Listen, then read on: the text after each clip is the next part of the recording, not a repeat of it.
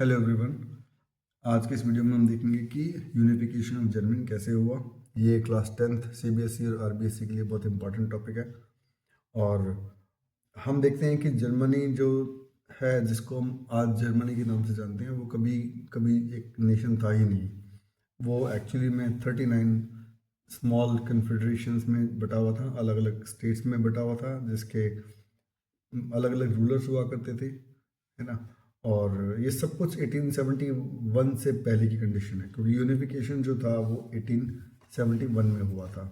तो कैसे जर्मनी एक कंट्री बना, एक नेशन बना, क्योंकि नेशन स्टेट का यूरोप में कोई कल्चर हुआ नहीं करता था।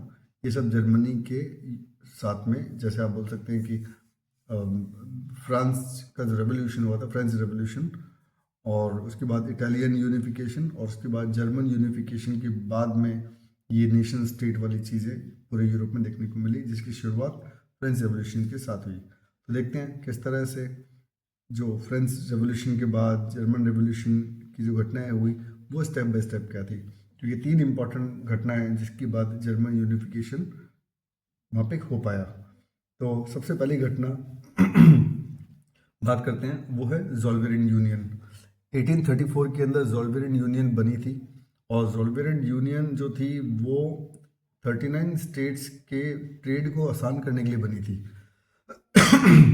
यानी 39 स्टेट जो थे, जिनको नेपोलियन वॉर के बाद में एकदम फ्री हैंड छोड़ दिया गया था, यानी किसी को हैंड ओवर नहीं किया गया था बाकी कंट्रीज़ की तरह।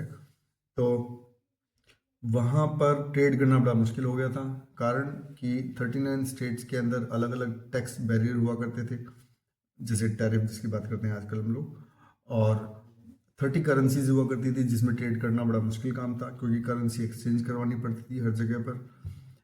फिर उसके अलावा कस्टम बैरियर बहुत ज़्यादा थे, बहुत मल्टीपल परमिशन लेनी पड़ती थी। एक न्यूरेमबर्ग से अगर फ्रैंकफर्ट जाना है तो बहुत सारी परमिशन लेनी पड़ती थी, और हर जगह पे अप्रॉक्सीमेटली 5% का टैक्स देना पड़ता था।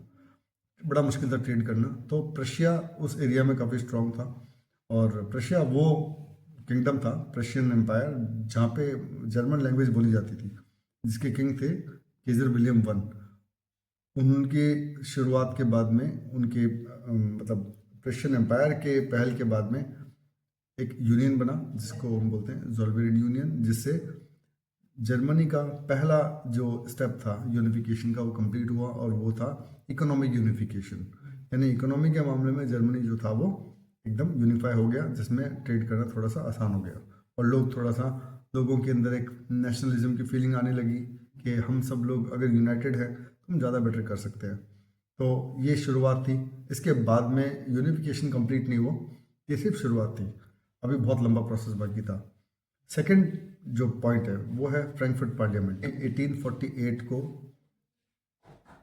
फ्रैंकफर्ट पार्लियामेंट बना। फ्रैंकफर्ट पार्लियामेंट के लिए 831 मेंबर्स चुने गए, जो कि फ्रैंकफर्ट जो सिटी है जर्मनी का, वहाँ पर सेंट पॉल चर्च में पहली बार फ्रैंकफर्ट पार्लियामेंट बनाई गई। वहाँ पे लोग सेलिब्रेट करते हुए अपनी जगह, अपनी सीट लेने पहुँचे, और वहाँ पर पहली बार एक पार्लियामेंट की बात की गई, जो पूरे 39 जर्मन स्टेट्स के लिए एक पार्लियामेंट थी, जो जर्मनी का डिसीजन लेगी। बड़े एक्साइटेड थे लोग ये सब कुछ करने के लिए, क्योंकि पहली बार पार्लियामेंट का टेस्ट मिल रहा था वहाँ के पार्लियामेंटेरियंस को, वहाँ के लोगों को, और सब कुछ अच्छा भी था। बट कुछ कमियां थी उसके अंदर, जैसे विमेन को सिर्फ ऑब्जर्वर रखा गया था। विमेन सिर्फ ऑन लुकर्स थी, यानी सिर्फ पार्लियामेंट की कार्रवाई को देख सकते हैं, लेकिन कुछ भी उनका बोलने का हक नहीं था उसके अंदर। विमेन को हमेशा माइनर रखा गया वहाँ पे।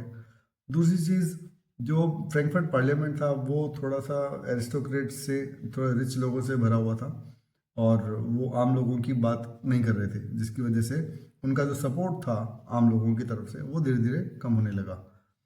फिर एक और प्रॉब्लम आई फ्रैंकफर्ट पार्लियामेंट के अंदर, और वो थी कि मिलिट्री को कंट्रोल करना चाहते थे फ्रैंकफर्ट पार्लियामेंट। और अभी यूरोप के अंदर नेशनलिज्म और डेमोक्रेसी जैसी चीज़ें जो है वो अभी इतनी डेवलप नहीं हुई थी, और इसकी वजह से जो आर्मी थी वो कभी कंट्रोल नहीं होना चाहती थी, क्योंकि आर्मी के लिए भी पहला एक्सपेरिमेंट था कि कोई पार्लियामेंट उसको कंट्रोल करेगा।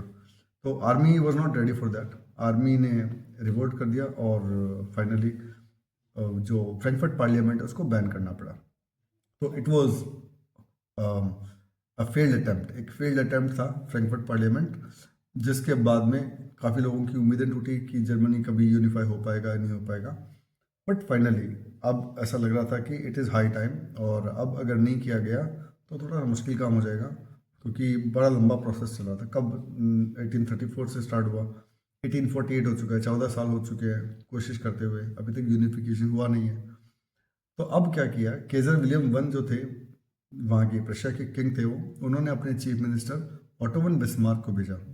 ऑटो वन बिस्मार्क को जिम्मेदारी दी गई कि आप प्रशियन आर्मी और प्रशियन ब्यूरोक्रेसी का यूज़ करिए और किसी भी तरह से जर्मनी को यूनिफाई करिए, और ये आपकी जिम्मेदारी है। तो उन्होंने एक बहुत अच्छा रोल प्ले किया। He is called the father of German unification. उनको जर्मनी के एकीकरण का जनक कहा जाता है, इसीलिए क्योंकि उन्होंने बहुत बड़ी एफिशिएंटली इस काम को निभाया।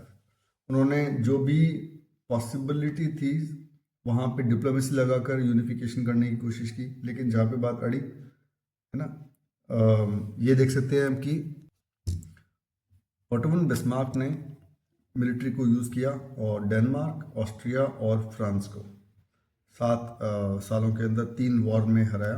और फाइनली जब फ्रांस को हराया गया लास्ट में 1870-71 के आसपास, तो ये क्लियर हो गया कि अब कोई और ऐसा कोई बड़ा राइवल बचा नहीं है रशिया के लिए जिसको हरा कर यूनिफिकेशन करना हो। तो ऑलमोस्ट जर्मनी जो था वो यूनिफिकेशन के डगर पे चल चुका था। इट वाज वेरी इजी कि अब यूनिफिकेशन होने ही वाला है। और वहाँ पर उन्होंने फाइनली 18 जनवरी 1871 को एक सेलिब्रेशन किया, जहाँ पे केजर विलियम वन को फाइनली उनका राजा बनाया गया। और यहीं पे 1871 को हम मानते हैं द यूनिफिकेशन ऑफ जर्मनी। एक चीज़ मैं ऐड करना चाहूँगा, जो फ्रैंकफर्ट पार्लियामेंट है जब बने थे 831 मेंबर्स ने कलेक्टिवली एक किंग को फाइनल किया था कि he will be the king of Russia, United Russia. But king कौन थे वो थे फ्रेडरिक विलियम IV। और प्रॉब्लम ये थी कि उन्होंने किंग बनने से मना कर दिया, because this will be the king like Toothless tiger. ऐसा राजा कोई बनना नहीं चाहता था जिसके पास कोई पावर्स नहीं है, क्योंकि जब किंग बनाया गया उन्हें तो पावर्स का कमिटमेंट दिया गया सारा पार्लियामेंट को। ये पावर्स किसके पास रहेंगी, parliament. The king will be the subject to parliament. तो सारी पावर यूज़ करेंगी पार्लियामेंट। अगर किंग कोई पावर यूज़ भी करेगा तो पार्लियामेंट के कॉन्सेंट से यूज़ करेगा। तो दिस इज समथिंग जो उस समय के किंग्स को मंजूर नहीं था, इसलिए उन्होंने किंग बनने से मना कर दिया। Thank you. अगर कोई डाउट हो तो आप पूछ सकते हैं। बहुत जल्दी हम एक वैसी वीडियो निकालने वाले हैं जिसके अंदर बच्चों को आंसर राइटिंग स्किल सिखाई जाएगी। बाकायदा बोर्ड की जो कॉपी होती है उसके अंदर आंसर लिखवा के बताया जाएगा कि कैसे आंसर लिखा जाता है, जो एग्जामिनर से ज़्यादा नंबर ला सके आपके लिए। तो उसके लिए ट्यून इन करें। Thank you so much.